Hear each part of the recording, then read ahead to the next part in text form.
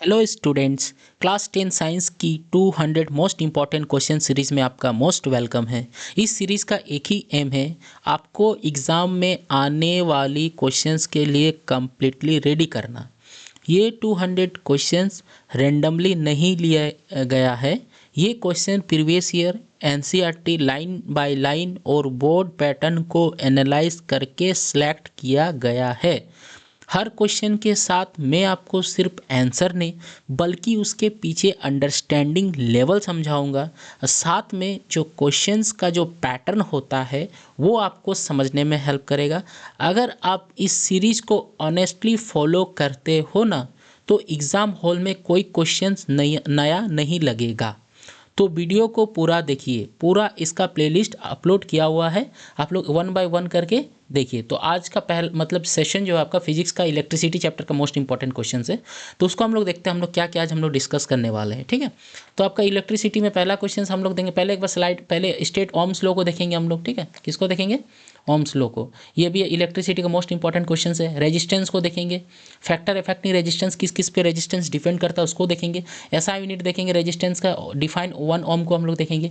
Differentiate between series and parallel combination को देखेंगे। Electric power को देखेंगे, इलेक्ट्रिक एनर्जी को देखेंगे एंड कॉमर्शियल यूनिट को देखेंगे। और फ्यूज वायर को हम लोग देखेंगे, इलेक्ट्रिक सर्किट में इसका यूज क्यों किया जाता है। तो पहले हम लोग स्लाइड को एक बार देख लेते हैं। ठीक है, ये आपका क्वेश्चन। उसके बाद आपका ओम्स लॉ के बारे में है, उसका वीआई ग्राफ के बारे में बताएंगे, उसका इमेज को मतलब डिस्कस करेंगे किस तरह से ये वीआई स्लोप जो होता है क्या देता है उसको, वो हम लोग देखेंगे। आपका रेजिस्टेंस को देखेंगे, वो किस किस पे डिपेंड करता है उसको देखेंगे। उसके बाद एसआई यूनिट को देखेंगे। उसके बाद आपका difference between series and parallel combination. उसके बाद आपका इलेक्ट्रिक पावर को डिफाइन करेंगे, उसका डेरिवेशन को देखेंगे। उसके बाद इलेक्ट्रिक एनर्जी को डिस्कस करेंगे और लास्ट क्वेश्चन जो आपका फ्यूज वायर है उसको हम लोग डिस्कस करके इन करेंगे। ठीक है, तो पहला क्वेश्चन हम लोग जाते हैं वहाँ से, पहला क्वेश्चन से जाते हैं, डिस्कस करते हैं। तो पहला क्वेश्चन क्या था? Ohm's law. ठीक है, तो उसको हम लोग डिस्कस करते हैं। तो ओम्स लॉ क्या बताता है? The current flowing through a conductor is directly proportional to the potential difference.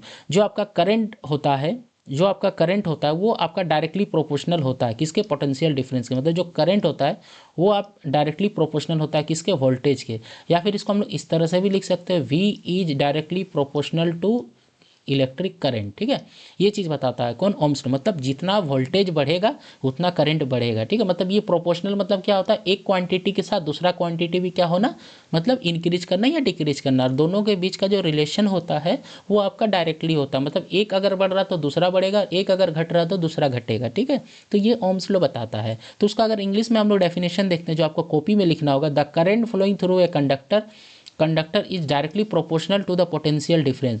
ये जो करंट मूव कर रहा है, फॉलो कर रहा है, जो इलेक्ट्रॉन फॉलो कर रहा है वो किस पर डिपेंड करता है? पोटेंशियल डिफरेंस पे डिपेंड करता है अक्रॉस इट इंड्स, मतलब पूरा through the conductor. Provide the temperature remains constant. हाँ, बट इसका एक कंडीशन क्या होता है? जो टेम्परेचर होना चाहिए वो कॉन्स्टेंट रहना चाहिए। क्यों? क्योंकि टेम्परेचर पे भी आपका डिपेंड करता है आपका क्या?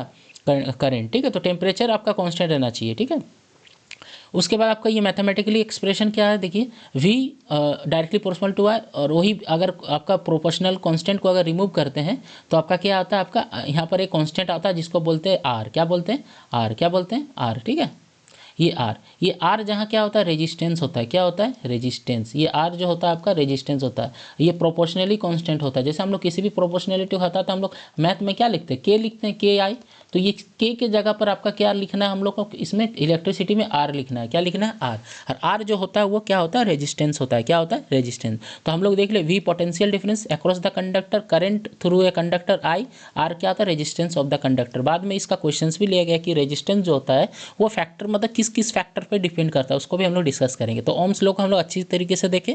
क्या होता है? जो वोल्टेज होता है या फिर करंट होता है वो डायरेक्टली प्रोपोर्शनल होता है वोल्टेज या करंट के। यानी कि अगर हम बोले current is directly proportional to the voltage, या फिर voltage is directly proportional to the current. ठीक है, और उस प्रोपोर्शनली कांस्टेंट को रिमूव करने के लिए हम लोग वहाँ पर क्या इंसर्ट करते हैं? आर। और आर क्या बताता है? रेजिस्टेंस बताता है in the conductor. Okay, getting my point. उसके बाद क्या था क्वेश्चन? एक ओम्स लॉ ही था, उसके बाद डेरिवेशन पूछता है क्या? हाँ, उसके बाद ग्राफ पूछा है, वी आई ग्राफ। तो बाय ग्राफ क्या बताता है? देखिए, फॉर ए मेटेलिक कंडक्टर, रुकिए इसको थोड़ा सा रिमूव कर देते हैं। क्या बोलता, क्या बोल रहा है? For a metallic conductor at a constant temperature the V I graph is straight line passing through the origin. आपका जो ये दिखता है कांस्टेंट टेम्परेचर पे मेटालिक कंडक्टर पर वी आई ग्राफ, वो क्या होता है, कांस्टेंट होता है। मान लीजिए ये एक्स एक्सिस, ये वाई एक्सिस, ठीक है, ये वाई एक्सिस, ये x axis. X axis current को दिखाता है, ये आपको वर्टिकल जो होता है आपका वाई एक्सिस वो वोल्टेज को दिखाता है। तो इसका जो आपका ग्राफ होता है वो सीधा होता है अगर फिक्स टेम्परेचर पे होता है।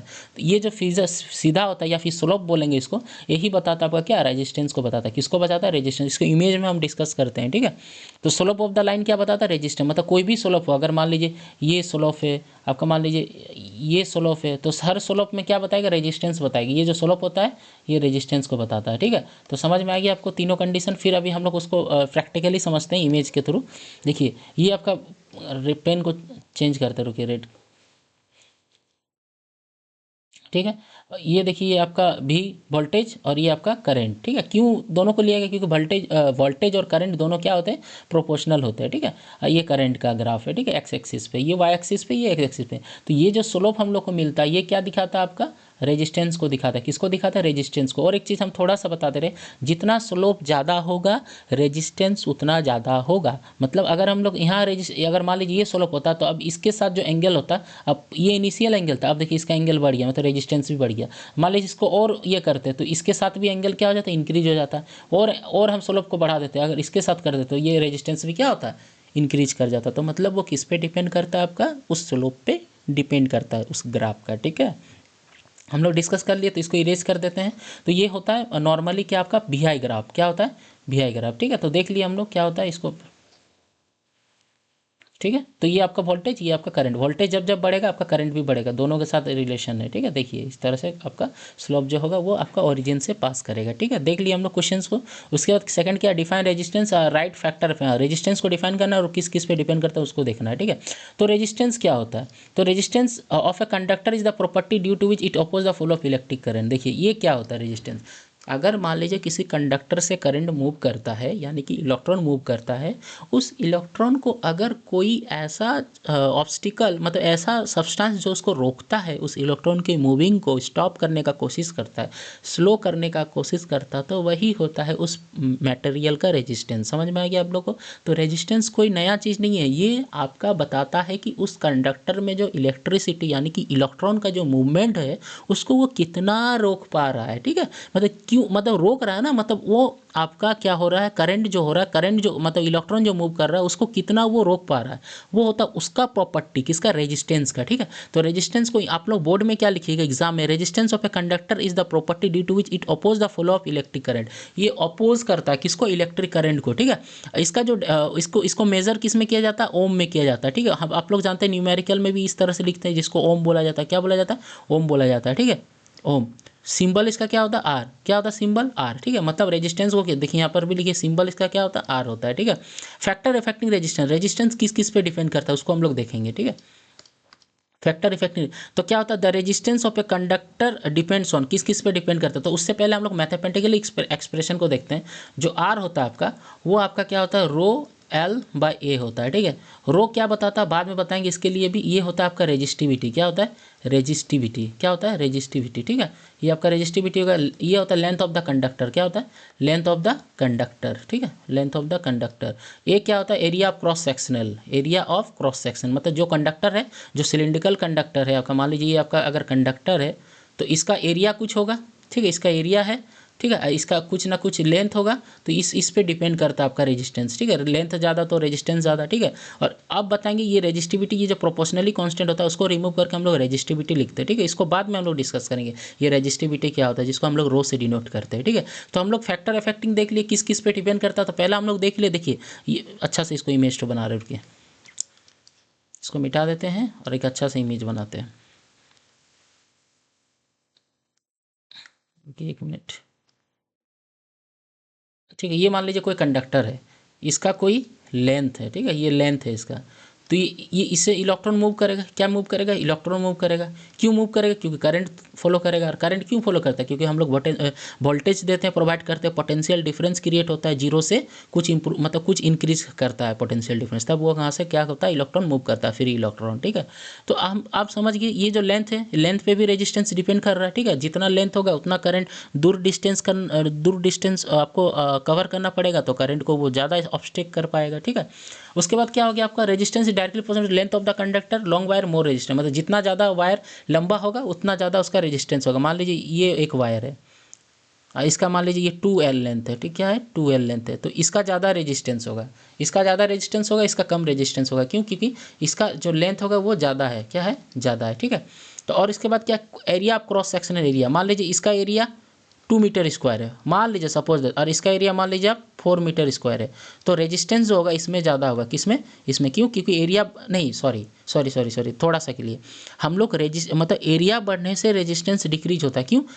आप एक चीज़ बताइए, यहाँ से इलेक्ट्रॉन मूव कर रहा है, तो यहाँ से इलेक्ट्रॉन मूव कर रहा है, यहाँ पर एरिया कम है, मतलब इलेक्ट्रॉन आपस में टकरा रहा है, इलेक्ट्रॉन आपस में कोलाइड्स कर रहा है। लेकिन अगर वही चीज़ अगर एरिया बढ़ा देंगे तो इलेक्ट्रॉन के पास क्या हो जाता है, सरफेस बढ़ने के कारण कोलाइड करने का प्रोबेबिलिटी कम हो जाता है। मान लीजिए ये कंडक्टर है, मान लीजिए इतना बड़ा, इसका एरिया को बढ़ा दिए, ठीक है, इतना बड़ा हुआ। अब देखिए यहाँ से भी इलेक्ट्रॉन मूव कर पाएगा, यहाँ से भी, यहाँ से भी, यहाँ से भी, यहाँ से भी, यहाँ से भी, यहाँ से भी, मतलब आसानी से इलेक्ट्रॉन मूव कर पाएगा, आसानी से, मतलब उतना कोलाइड नहीं करेगा जितना इसमें कोलाइड करेगा, ठीक है। तो इसका रेजिस्टेंस कम होगा। क्यों? क्योंकि इसका जो मटेरियल है, क्रॉस सेक्शनल एरिया है, वो काफ़ी ज़्यादा है कंपेरेटिवली टू दिस, है ना, ये दोनों से इसका एरिया जो है काफ़ी ज़्यादा है, तो इसमें रेजिस्टेंस जो होगा वो आपका कम होगा, क्योंकि इलेक्ट्रॉन आसानी से क्या कर पाएगा, फ्लो कर पाएगा, और फ्लो कर पाएगा तो करंट क्या होगा, उतना तेज होगा। समझ में आ गया आप लोग को? तो इस पर भी ये डिपेंड करता है, किस किस पे डिपेंड करता है। पहला देखें हम लोग लेंथ ऑफ द वायर पे, दूसरा क्रॉस सेक्शनल एरिया पे, और एक तो क्या देखें, resistance direct proportional length of the conductor long wire, ठीक है, वही चीज़ लिखा हुआ है, जितना लॉन्ग वायर होगा उतना ज़्यादा रेजिस्टेंस होगा, और एरिया ऑफ क्रॉस सेक्शनल जितना होगा रेजिस्टेंस उतना कम होगा। दूसरा क्या, नेचर ऑफ द मटेरियल, मतलब मटेरियल पे भी डिपेंड करता है किस मेटल का वो वायर है। हम लोग जनरली किसका यूज़ करते हैं, कॉपर का यूज़ करते हैं, जबकि सबसे अच्छा जो कंडक्टर होता है वो आपका सोना और चांदी होता है, मतलब Ag और Au, उसमें से भी सबसे ज़्यादा Ag का होता है, अर्जेंटीनम का, जिसको हम लोग सिल्वर बोलते हैं। बट सिल्वर काफ़ी कॉस्टली होने के कारण हम लोग डोमेस्टिक पर्पस के लिए यूज़ नहीं करते हैं, उसके बजाय किसका, कॉपर का, क्योंकि कॉपर का भी इलेक्ट्रिक कंडक्टिविटी काफ़ी अच्छा होता है, ठीक है, बाकी मेटल से, ठीक है। तो चांदी से उतना बेहतर नहीं होता, बट होता है, हम लोग अपना पर्पस हम लोग पूरा कर सकते हैं, किससे, कॉपर के थ्रू यूज़ करके, ठीक है। तो हम लोग देख लिए, और टेम्परेचर पे भी डिपेंड करता है, टेम्परेचर बढ़ेगा तो रेजिस्टेंस बढ़ता है, ठीक है, उसका ये होता है लंबाई बढ़ता है टेम्परेचर बढ़ने से, जिसको हम लोग क्या बोलते हैं, एक्सपेंशन बोलते हैं, ठीक है, लीनियर एक्सपेंशन। इसीलिए उस पर डिपेंड करता है टेम्परेचर, किस पे, आपका टेम्परेचर पे। पांचों देख लिए, length of the conductor, wire जो जितना लंबा होगा उतना रेजिस्टेंस, तीसरा एरिया ऑफ क्रॉस सेक्शन है, चौथा आपका नेचर ऑफ मटेरियल है, पांचवा आपका टेम्परेचर। तो ये और ये सेम ही है, बट हम थोड़ा ये करके बता दी क्योंकि लेंथ बढ़ रहा है यहाँ पर, इसीलिए R directly proportional to L दी है, ठीक है। और ये आपका मैथमेटिकली आपका मतलब एक्सप्रेशन है किसका, रेजिस्टेंस का, और ये नेचर ऑफ द मटेरियल, ये टेम्परेचर। समझ में आ गया आप लोग को? नेक्स्ट क्वेश्चन मूव ऑन करते हैं, उसके बाद क्वेश्चन क्या था यहाँ पर देख लेते हैं एक बार। डिफरेंस बिटवीन, अच्छा और एक तो इसमें क्वेश्चन था, डिफाइन 1 ओम, ये भी छूट रहा है, ठीक है। तो 1 ओम को देखते हैं हम लोग, ठीक है। तो ईसा यूनिट देख ली, हाँ ईसा यूनिट देख ली, ईसा यूनिट किस क्या होता है, ओम होता है, क्या होता है, ओम होता है, ठीक है। उसके बाद डेफिनेशन ऑफ 1 ओम, तो 1 ohm is the resistance of a conductor when a potential difference 1 volt apply across it produce a current 1 ampere. मतलब हम लोग क्या देख रहे हैं, आपको पता है यहाँ पर 1 ओम जो है वो आपका किसके बराबर है, 1 वोल्ट बाई 1 एम्पेयर के बराबर, ठीक है। क्योंकि हम लोग जानते हैं V इक्वल टू क्या होता है, IR होता है अकॉर्डिंग टू ओम्स लॉ।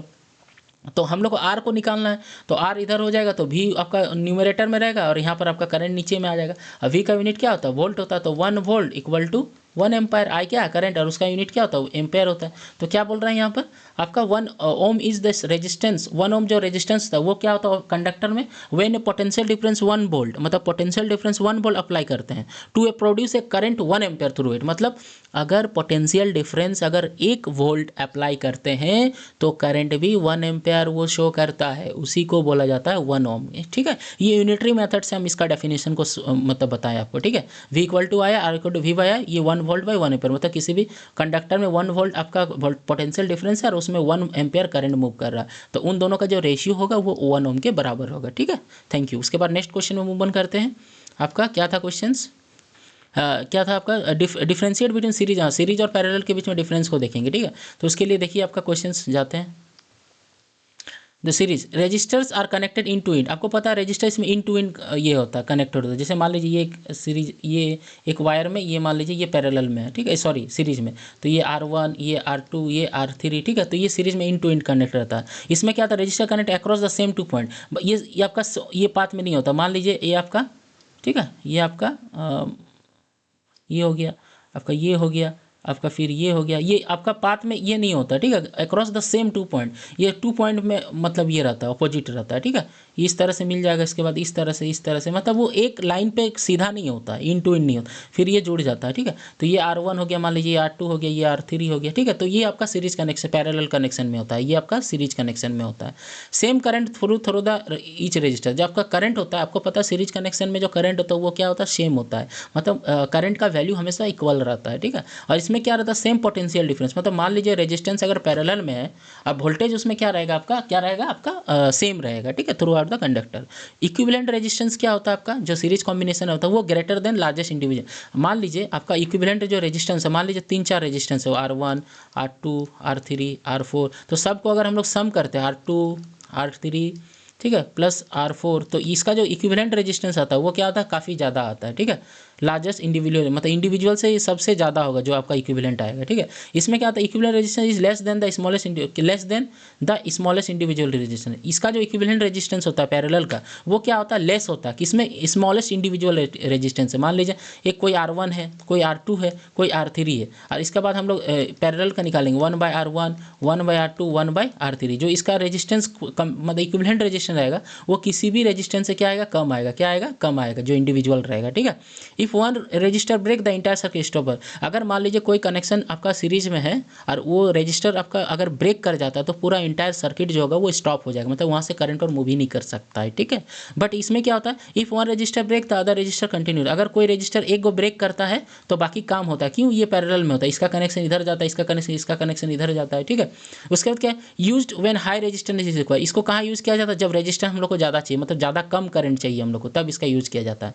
ये इसका यूज़ किया जाता है हाउस होल्ड इलेक्ट्रिकल वायरिंग में, जैसे हम लोग घर में जो वायरिंग किया जाता है ना, उसमें भी क्या होता है, पैरेलल कनेक्शन होता है, ना कि सीरीज कनेक्शन। क्यों, क्योंकि अगर एक अप्लायंसेस अगर खराब होता है, डिफॉल्ट होता है, तो सारा अप्लायंसेस भी उसमें क्या हो जाता है, डिफॉल्ट हो जाता है। बट इस केस में क्या होता है, अगर आपका पैरेलल रहेगा तो अगर एक अप्लायंस खराब होता है तो बाकी पर कोई असर उसका नहीं पहुंचता है, ठीक है। इसीलिए हम लोग इसका डोमेस्टिक पर्पस के लिए हम लोग किसका यूज़ करते हैं, पैरेलल कॉम्बिनेशन का यूज़ करते हैं, ठीक है। उसके बाद हम लोग नेक्स्ट क्वेश्चन मूव ऑन करते हैं। आपका क्या था क्वेश्चन, देखते हैं क्या था question, derive a formula electric power का हम लोग देखते हैं, ठीक है, इलेक्ट्रिक पावर। रुकिए क्वेश्चन में जाते हैं। हाँ, तो इलेक्ट्रिक पावर क्या था, electric power is the define as the rate at which electrical energy is consume in electric circuit, मतलब वो रेट को बताता है कि कितना इलेक्ट्रिक एनर्जी को वो कंज्यूम कर पा रहा है, ठीक है। तो पावर हम लोग देख लिए, इलेक्ट्रिक एनर्जी भाई पर टाइम मतलब पर सेकंड वो कितना कंज्यूम कर पा रहा है इलेक्ट्रिक एनर्जी को, ठीक है। तो इसी को हम लोग P इक्वल टू क्या हो जाएगा, E/T भी लिख सकते हैं, ठीक है। डेरिवेशन इसका पूछा है कि उसको देखते हैं। ये V आपका पोटेंशियल डिफरेंस होता है, I आपका current flowing through the conductor होता है, चार्ज होता है from flowing in time T, Q जिसको चार्ज से यूनिट हम लोग जानते हैं। V जो होता है वो W/Q होता है, क्या होता है, V जो होता है W/Q होता है। क्यों होता है Q, क्योंकि हम लोग पता है 1 कूलम चार्ज को मूव करने में जितना काम होता है, मतलब 1 कूलम चार्ज को मूव कराने में जितना काम होता है वही वोल्टेज होता है, इसीलिए ये वाला एक्सप्रेशन आता है, ठीक है। उसका एग्जैक्ट मतलब रीज़न वो है कि 1 कूलम चार्ज को मूव कराने में जितना काम होता है वही वोल्टेज होता है, ठीक है। इसलिए V बराबर W/Q, तो हम लोग W को इधर ले गए, VQ लिख दे। ऑल्सो क्या जानते हैं हम लोग, Q बराबर IT जानते हैं हम लोग, तो इस IT को हम लोग I को बाहर निकाल दिए, तो इधर क्या होगा, Q/T हो गया, वही चीज़ यहाँ पर लिखा हुआ है, ठीक है। फिर क्या किया हम लोग जानते हैं ये फिर यहाँ पर W बराबर VQ, तो V के जगह पर VQ लिखे है ना, तो W बराबर VQ, तो Q के जगह पर हम लोग क्या लिखेंगे, IT लिखेंगे, तो VIT। Now electric power P बराबर W/T हम लोग इनिशियली देखे थे, फिर उसके जगह पर क्या पुट किया, VIT/T, और फिर VIT, ठीक है। उसके बाद हम लोग VI और TT कैंसिल हो जाएगा, यहाँ पर T/T क्या हो जाएगा, कैंसिल हो जाएगा, और यहाँ पर VI बचेगा। इसको और भी हम लोग फर्दर एक्सप्लेन कर सकते हैं, जैसे मान लीजिए हम लोग जानते हैं V इक्वल टू IR, ठीक है, और हम लोग ओरिजिनली क्या आया, P इक्वल टू VI, तो हम लोग यहाँ से क्या बैठा सकते हैं, मान लीजिए I के जगह पर V/R बैठा देते हैं, I के जगह पर, ठीक है। तो P इक्वल टू क्या हो जाएगा आपका, I के जगह पर V के जगह V है और I के जगह V इंटू V/R, मतलब P इक्वल टू क्या हो जाएगा, V²/R। ये एक हो गया। दूसरा इक्वेशन क्या निकाल सकते हैं, अगर हम लोग चाहेंगे तो हम लोग क्या कर सकते हैं, यहाँ पर क्या है VI, तो V को हम लोग अलग V की जगह पर IR बैठा सकते हैं, तो P equal to VI, V के जगह पर I into R into I, तो P इक्वल टू क्या हो जाएगा, I²R। तो ये भी एक एक्सप्रेशन है, इससे भी न्यूमेरिकल पूछा जाता है, ये भी एक एक्सप्रेशन है, ठीक है, ये भी एक एक्सप्रेशन है। और ये तो है, ये इसको तो हम लोग को प्रूव भी करना चाहते हैं, किसका हेल्प से किया हम लोग, V इक्वल टू W/Q के अकॉर्डिंग किया। क्यों किए, क्योंकि इसका एक्सप्रेशन हम लोग पढ़ चुके कि 1 कूलम चार्ज को मूव कराने में जितना काम होता है वही उसका वोल्टेज होता है, ठीक है। V बराबर W/Q, उसका यूज़ किया। फिर Q इक्वल टू IT होता है, उसको भी यूज़ किया इक्वेशन में, और उसको हम लोग प्रूव किया। फिर इसके बाद हम लोग उसको फर्दर मैथमेटिकली उसका रिलेशन को निकाले, तो 2 और रिलेशन निकले, P equal to V² by R, P equal to I²R, ठीक है। ये तीनों को हम लोग देख लिया। उसके बाद नेक्स्ट क्वेश्चन क्या था आपका, देखते हैं, रुकिए।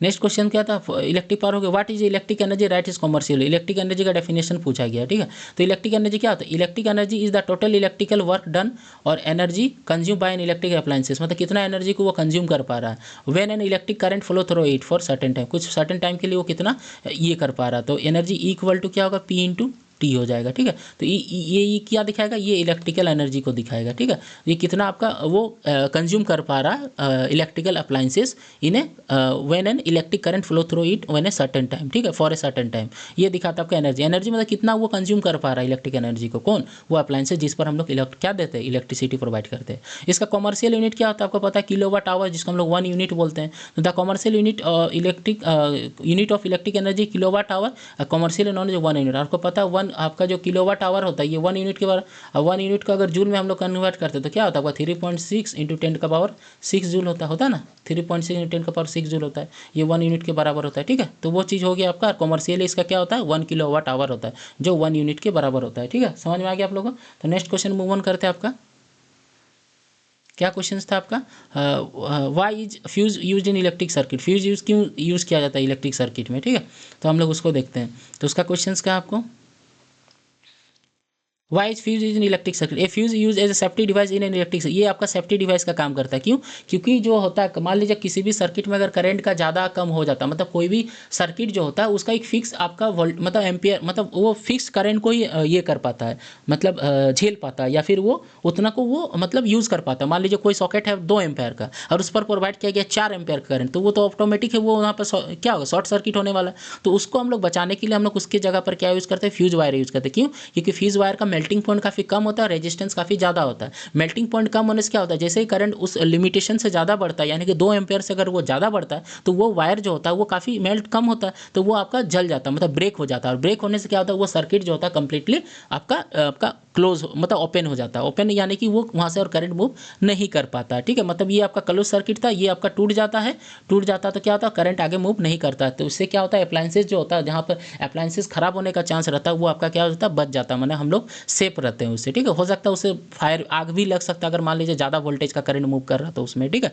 तो क्या होगा, a fuse wire is safety device electric circuit to protect electrical appliances and wiring from damage due to excess current, short circuit, short circuit या एक्सेस करंट को ये रोकता है। when the current exceed the safe limit the thin fuse wire melt and break the circuit, ये circuit को break कर देता है, therefore stopping the flow of current and preventing overheating और फायर, ये फायर ओवरहीटिंग से हम लोग को बचाता है, ठीक है। तो ये वाला सारा मोस्ट इंपॉर्टेंट क्वेश्चन था जो मैंने डिस्कस कर दिया, ठीक है। तो आप लोग को सारा जो 200 क्वेश्चन है उसका मैंने पूरा एक 15 या 16 मिनट का जो वीडियो है उसमें सारा क्वेश्चन को मैंने लिख दिया हूँ, ठीक है। उस क्वेश्चन को आप लोग नोट डाउन कीजिएगा, उससे बाहर आपका एग्जाम में नहीं आएगा। 95% पूरा बोल रहे हैं, उससे बाहर नहीं आएगा, ठीक है। उसके पीछे मैंने टाइम वेस्ट किया है, प्रीवियस ईयर को मैंने पैटर्न को समझा है, उसके बाद वो क्वेश्चंस को मैंने नोट डाउन किया है, ठीक है। तो ठीक है।